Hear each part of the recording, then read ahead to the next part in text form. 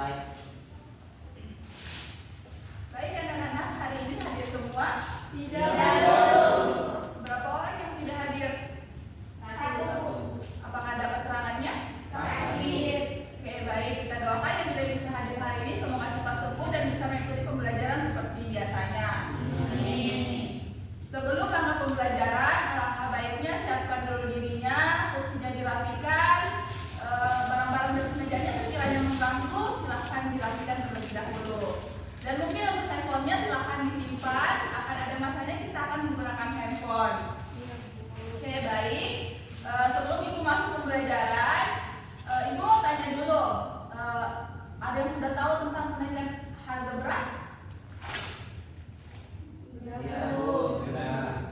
Baik. Nah, jadi kenaikan harga beras itu menjadi tantangan besar bagi kita saat ini. Nah, kenaikan harga beras itu mempunyai beberapa faktor, disebabkan oleh beberapa faktor, diantaranya biaya produksi, kondisi cuaca, gagal panen, dan masih banyak lagi. Sehingga sangat penting bagi kita untuk bisa beradaptasi dengan adanya perubahan ini. Nah, dengan menyiasati kenaikan harga beras ini, kita menggunakan gaya hidup berkelanjutan. Kenapa kita menggunakan gaya hidup berkelanjutan? Karena gaya hidup berkelanjutan ini bisa membantu kita memenuhi kebutuhan sehari-hari tanpa merusak lingkungan. Jadi tujuan pembelajaran kita hari ini yaitu melalui pendekatan saintifik menggunakan pengamatan video dengan metode diskusi, siswa dapat menemukan strategi-strategi yang membantu kita menyiasati kenaikan harga beras melalui gaya hidup berkelanjutan. Berhubung pembelajaran kita hari ini menggunakan metode diskusi, maka Ibu akan membagi dalam 3 kelompok. Nah, satu kelompok itu terdiri dari 3 sampai 4 orang. Nah, masing-masing kelompok itu mempunyai namanya masing-masing. Nah, mungkin untuk pembagian kelompoknya menggunakan metode berhitung. Jadi, siapa menyebut angka 1 berarti dia kelompok 1, siapa menyebut angka 2 berarti dia kelompok 2. Nah, mungkin untuk bisa mulai dari sini, silakan. 1, 2, 3, 1, 2, 3, 1, 2, 3, 1. 2. Oke, baik. Untuk pembagian silakan berdiri dan mencari kelompoknya masing-masing. Nah, itu Siapa yang 1? Siapa yang 3? kelompok mana aja? Untuk pembagian kelompoknya telah selesai dan semuanya telah duduk sesuai dengan kelompoknya masing-masing. Nah, ini mau tanya, ada kelompok apa aja nih? Kami Bu dari kelompok 1, kami dari kelompok tentang beras. 2 yaitu kelompok penjaga padi. Kami dari kelompok 3 yaitu beras bijak. Oke, baik. Ibu ada sebuah video. Ibu akan mengirimkannya di grup kelas. Silakan Ibu buka handphonenya dan amati videonya baik-baik. Setelah itu kita akan mengadakan sesi diskusi kelompok sesuai video tersebut mengenai bagaimana cara kita bisa menyiasati kenaikan harga beras melalui gaya hidup berkelanjutan. Silakan dibuka handphonenya.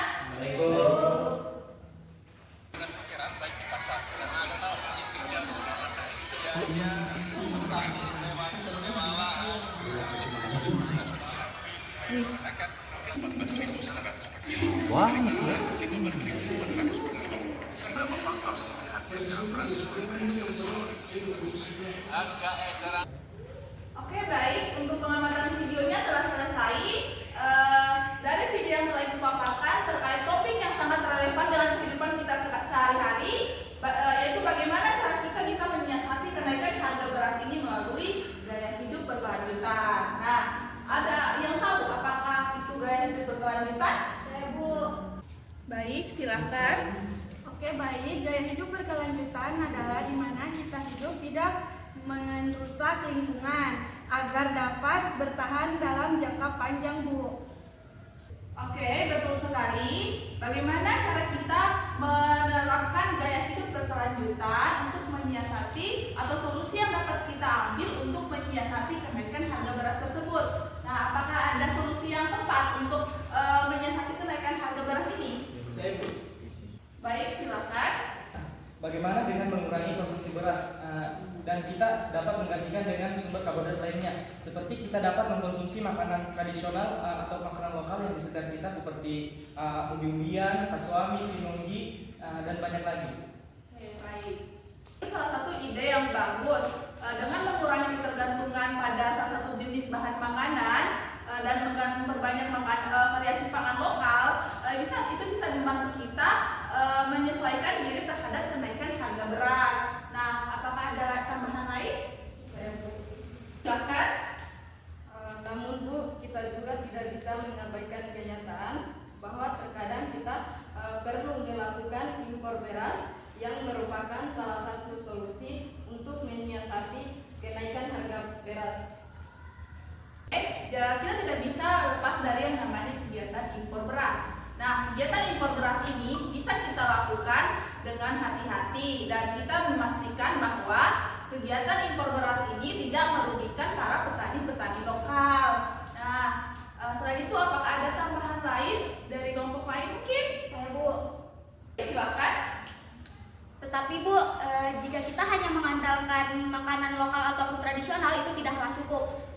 Masih banyak kalangan masyarakat yang kurang suka dengan makanan tradisional seperti yang disebutkan oleh kelompok Ratang Beras tadi. Ada kasuami, sinonggi, kambuse. Nah, seperti apa rasa dan bentuk dari makanan tradisional tersebut?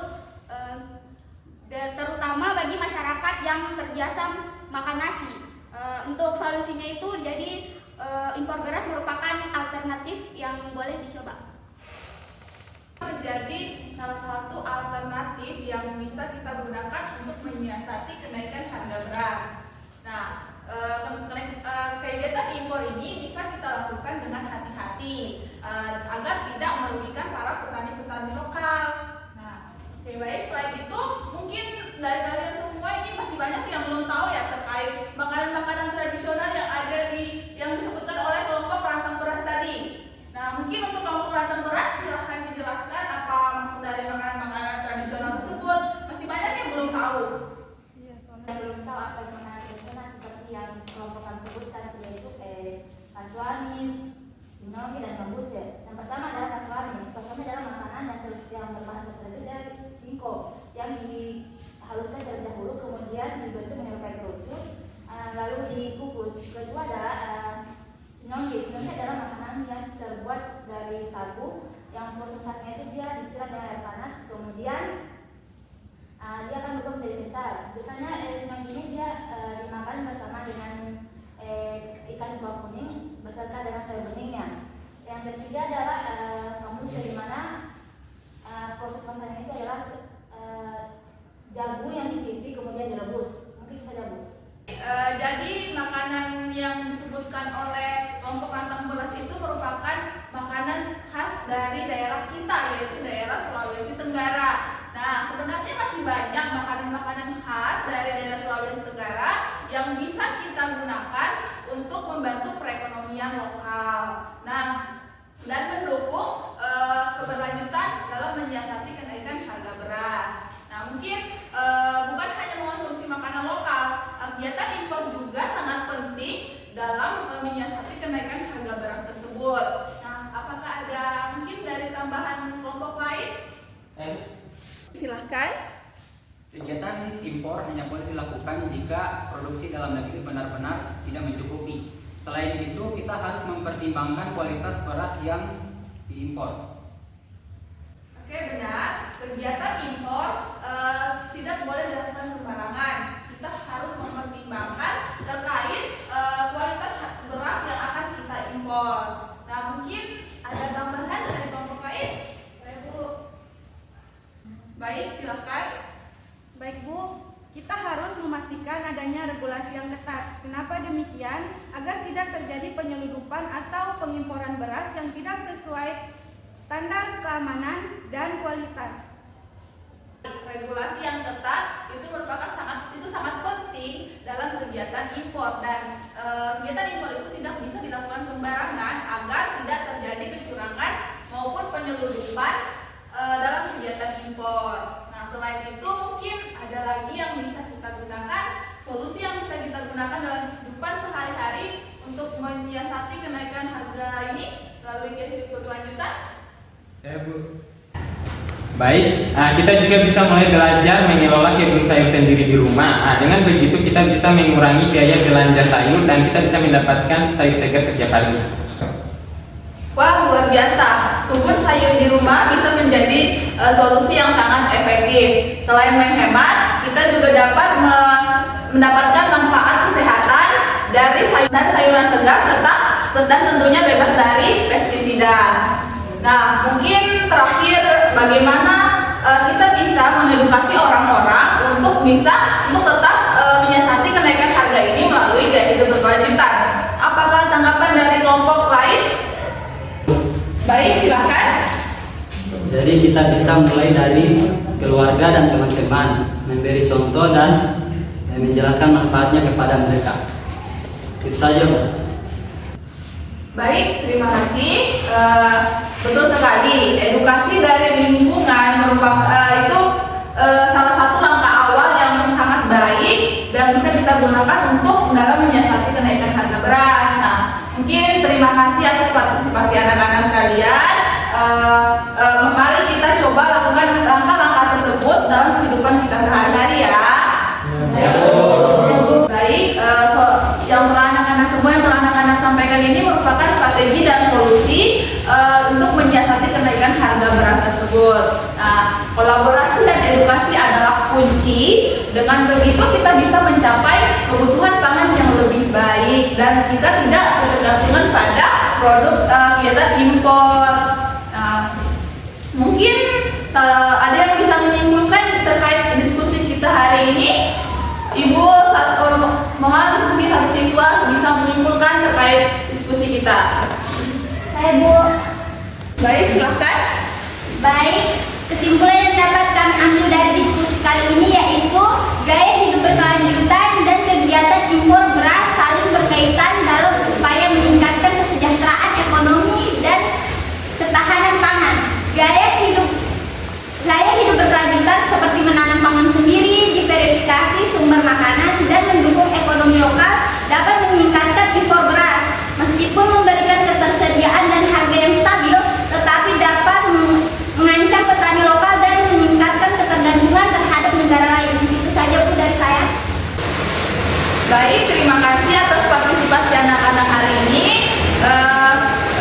Sebelum Ibu tutup, Ibu akan merefleksikan kembali terkait materi-materi yang telah Ibu ajarkan hari ini, terkait topik yang kita bahas hari ini. Nah, mungkin apa saja sih yang penting dari diskusi kali ini yang anak-anak bisa dapatkan dari diskusi kita hari ini terkait menaikan harga beras itu melalui gaya hidup berkelanjutan. Baik, silahkan. Saya belajar bahwa mengurangi ketergantungan beras impor itu dengan cara menanam sendiri dan memverifikasi makanan pokok. Sekali, apakah ada lagi? Saya, Bu. Baik, silakan.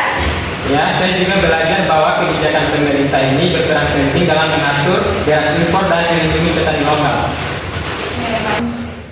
Oke, baik, tepat sekali. Kebijakan yang tepat dapat membantu kita menjaga keseimbangan antara ketersediaan pangan dan keberlanjutan petani lokal. Nah, mungkin untuk diskusi kita hari ini, terima kasih untuk anak-anak yang telah berpartisipasi. Dari diskusi ini kita bisa melihat bahwa anak-anak sekalian bisa memilih atau mencari solusi-solusi yang tepat untuk menyiasati kenaikan harga beras ini. Baik. Ibu ingin kalian mencoba beberapa langkah kecil yang bisa kalian coba di rumah. Contohnya seperti menanam sayur. Nah, selain itu mungkin kayak seperti jasa teman-teman sekalian tadi kayak menanam sayur, terus mengurangi sampah-sampah makanan dan untuk bisa mencari alternatif lain untuk membantu sebagai